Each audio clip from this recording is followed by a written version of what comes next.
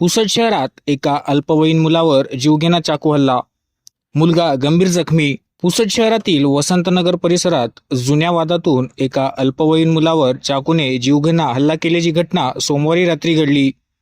या प्रकरणी वसंतनगर पोलिसांनी 7 आरोपींविरुद्ध गुन्हा दाखल करून सर्व आरोपींना अटक केली आहे।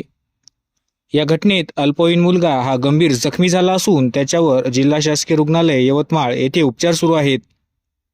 या संदर्भात त्याच्या नातेवाईक याने पोलिसात दिलेल्या फिर्यादीनुसार दिनांक 2 मार्च 2026 रोजी रात्री 9:15 वाजताच्या सुमारास वसंतनगर येथील जिनिंगच्या नवीन प्लॉटिंग जवळील शेवटच्या सिमेंट रस्त्यावर फिर्यादी व जखमी अल्पवयीन मुलगा बसलेले असताना आरोपी तेथे आले। 2 दिवसांपूर्वी झालेल्या भांडणाचा राग मनात धरून आरोपींनी पकडो इनको मारो सालो अशी आरोळी देत जखमीवर हल्ला चढविला।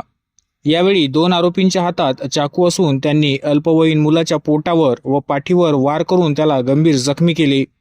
घटनेनंतर आरोपी पळून गेले। जखमीला प्रथम पुसदमधील खासगी रुग्णालयात नेण्यात आले, मात्र तेथे भरती न घेतल्याने पुढील उपचारासाठी जिल्हा रुग्णालय यवतमाळ येथे हलविण्यात आले।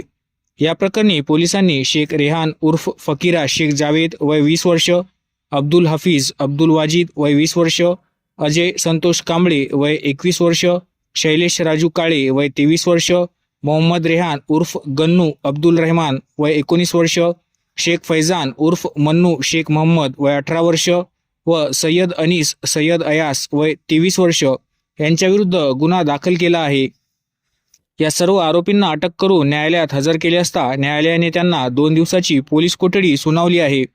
घटनास्थळाचा पंचनामा शासकीय पंचासमक्ष करण्यात आला। दरम्यान वसंतनगर पोलीस ठाण्याच्या हाकेच्या अंतरावर असलेल्या जिनिंग परिसरात वारंवार भांडणे होत असल्याने येथे नियमित पेट्रोलिंग वाढवावी अशी मागणी नागरिकांकडून करण्यात येत आहे।